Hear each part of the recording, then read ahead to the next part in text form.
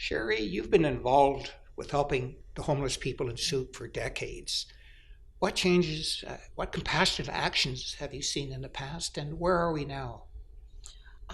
Well, when I first started getting involved with the homeless community in Sooke, we had the crisis center.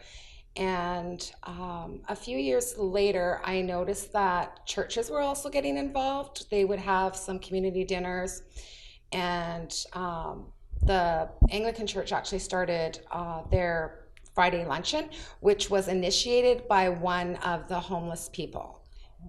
So that was pretty cool, and a lot of his friends were cheering him on doing this. He was, letting them know there, something more needs to be done in this community, right? And also the Sooke Baptist Church also opened up their breakfast on Mondays and Wednesdays. So, well, and then throughout the years,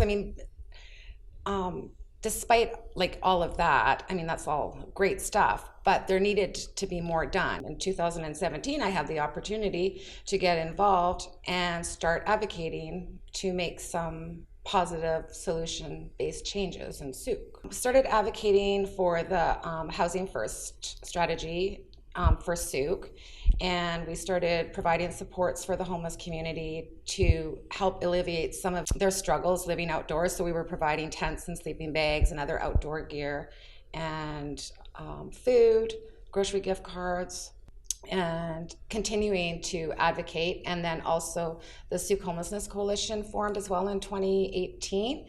And that brought together a lot of people and organizations so that we could collaborate to make, to bring those solutions to Sooke.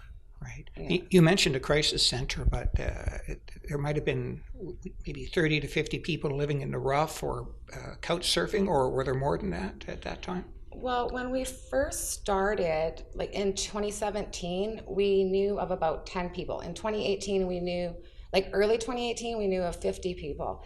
And then it just increased from there. And then some of them come and go as well. So there was no permanent shelter at that time, but was there later a temporary shelter, an emergency shelter?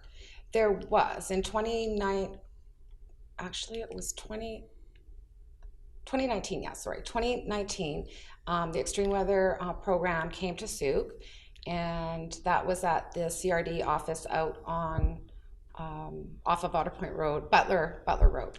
So it was a ways out of Sooke, so it did have its challenges. So we were having to drive around and find people to take them to the shelter. It was a bit of a challenge. And then was there sort of a temporary shelter, a couple of them locations in Sooke for temporary shelters? Yes, Sooke was really fortunate to get a temporary emergency shelter at the Sea Park Arena.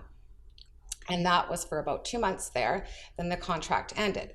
So then the residents were left out on the streets again. So while that was occurring, BC Housing was looking for another location, and they were successful. They found a location. Yeah, and then from there, BC Housing was looking for a permanent location, and they were successful in finding the Hope Center. They purchased the Hope Center. And so now our shelter has a permanent location at the Hope Center. And soon the residents will be moving into their own units upstairs in the Hope Center. So it'll be operated as supportive housing. So we'll have wraparound supports. And then where the shelter is right now, that's going to be renovated, and we'll have a commercial kitchen, some offices for, wraparound supports and just for the Sooke Shelter Society admin. So, well, we're really excited about that. Yes, yeah. Because that's a huge solution to bringing dignity into these people's lives and stability into these people's lives. There was a lot of funding that was available throughout the last year with this pandemic, and that's starting to decrease. And so we're losing some of our supports because the other organizations aren't getting the funding to continue on with those professions, right, to come and provide supports for our clients and residents. So that's a concern. And I think that this really should have been like this, it shouldn't stop just because the pandemic is almost over or possibly over, I don't know, right? But that's what it's looking like right now. So that's a concern. I think that we need to keep moving forward with the progress that we had seen in the last year, and how like so many homeless people across the world, across Canada, have been getting housed and sheltered and getting that wraparound supports, and that needs to continue. We shouldn't stop. Thank you very much, Sherry, and I've learned a lot. Thank you.